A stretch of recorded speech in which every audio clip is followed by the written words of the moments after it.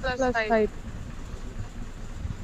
আমি স্কুল যাওয়ার জন্য বের হয়েছি, তখন উনি আসছে, আসিয়া ঘুরিয়ে আছে, আসিয়া আমার ঘরে ঢুকছে, ঘরে ঢুকে খোঁজাখুঁজি করলো, দেখে বাড়িতে কেউ নাই। তখন আমাকে জিজ্ঞেস করলো এরা কই গেছে, আমি বললাম কাজে গেছে।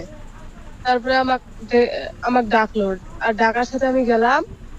তখন আমার গায়ে হাত দিছে, প্রথমে যখন হাত দিছে তখন আমি ঝাটকে ফেলে দিছি। দ্বিতীয়বারে আমাকে জোর হুড়াহুড়ি করিয়ে আমার গায়ে, আমার বুকে হাত দিছে। পরে তো আর আমি কিছু করতে পারিনি, ওনার সাথে তো আর আমি পারি না, তাই জন্য চিকির মারবে ধরছিলাম, কিন্তু আমার মুখটা বদ্ধ করে ধরছে, ওই জন্য চিকির মারতে পারিনি।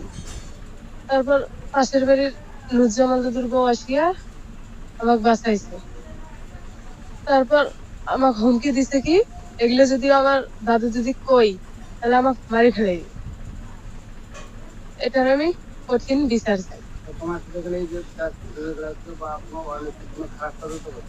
না, খারাপ কাজ করে নাই, খালি বুকে হাত দিছে।